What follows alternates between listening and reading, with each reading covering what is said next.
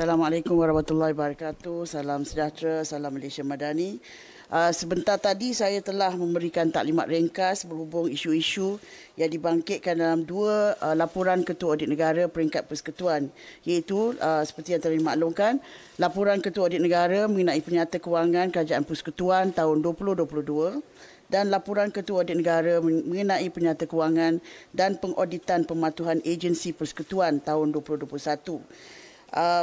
Secara amnya, secara keseluruhannya mengenai laporan Ketua Audit Negara mengenai penyata kewangan Kerajaan Persekutuan, secara keseluruhannya penyata kewangan Kerajaan Persekutuan menunjukkan gambaran yang benar dan saksama tentang kedudukan kewangan Kerajaan Persekutuan bagi tahun berakhir 31 Disember 2022, di mana rekod perakaunannya telah pun diselenggarakan dengan kemas dan teratur. Justru saya telah pun mengeluarkan sijil Ketua Audit Negara tanpa teguran dengan lain-lain hal, di mana kedudukan prestasi kewangan negara adalah dilihat lebih baik berbanding tahun 2021 disebabkan beberapa perkara ataupun tindakan yang telah diambil oleh pihak berkuasa kewangan, termasuk prestasi penggunaan amaun pinjaman bagi tujuan perbelanjaan pembangunan yang semakin baik, iaitu sebanyak 48.962 bilion ringgit bagi tahun 2022. Kita dapati juga terdapat pengurangan dalam penggunaan perbelanjaan pembangunan untuk membayar balik pinjaman liability PFI dan prestasi penggelasan perbelanjaan mengurus kepada perbelanjaan pembangunan yang semakin baik bagi tahun 2022, iaitu penurunan sebanyak 89.1%. Jadi kita secara amnya, seperti yang saya maklumkan tadi, penyata kewangan Kerajaan Persekutuan menunjukkan satu gambaran yang benar dan yang lebih baik berbanding tahun-tahun sebelumnya. Selain itu juga kita dapati bahawa kedudukan hasil negara juga telah bertambah pada tahun lepas seperti yang telah dimaklumkan oleh YB tadi, dan pertumbuhan KDNK yang semakin baik pada tahun 2022, di mana nisbah hutang persekutuan kepada KDNK adalah pada kadar 60.3%, iaitu lebih baik daripada tahun 2021 pada nisbah 63.3%. Saya telah pun mengemukakan 3 show kepada pihak kerajaan bagi pengesahan penyata kewangan ini. Pertama, iaitu untuk mempertingkatkan disiplin perbelanjaan mengurus, memperkasakan usaha penjanaan hasil dan pemantauan balik pinjaman.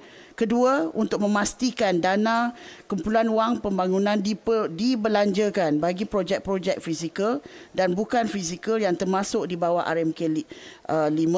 Dan ketiga, untuk memastikan setiap pelaporan dan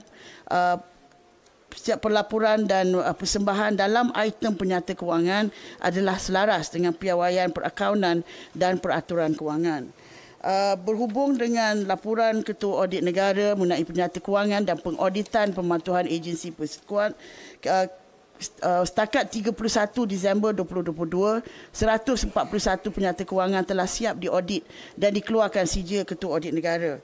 Dan antara isu-isu yang telah dilaporkan adalah seperti yang melibatkan beberapa agensi yang telah pun dimuat naik dalam AG dashboard ataupun papan pemuka Ketua Audit Negara yang boleh dilihat oleh pihak awam.